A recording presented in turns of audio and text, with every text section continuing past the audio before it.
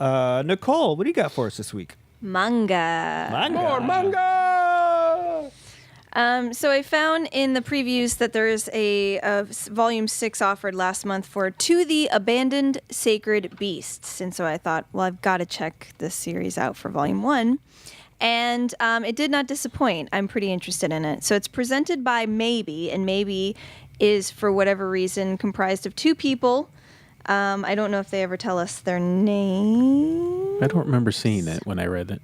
Yeah, it says, hello, Maybe here. Despite looking like a single person, we are actually a 2-person writer-artist team. We are Legion. We are Legion, yeah. So that's something.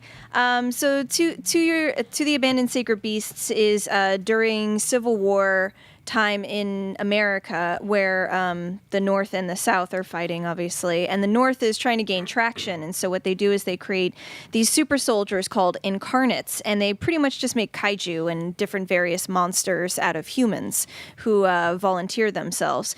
But once the war is ended, the beasts are just left to kind of roam, and some of them still have their humanity in them. And if they can be good boys and girl monsters, then they can live amongst the people.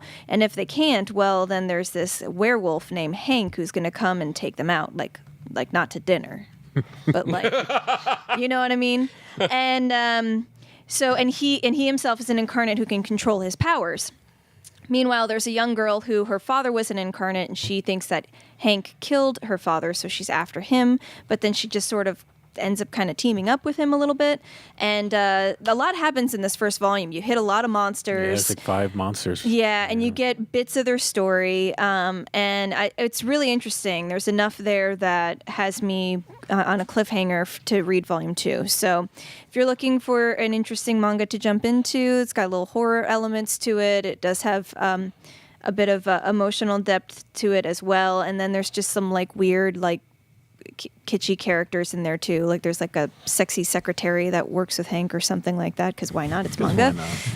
So I would recommend To the Abandoned Sacred Beasts, Volume 1, presented by Maybe. Great. Thanks, Nicole.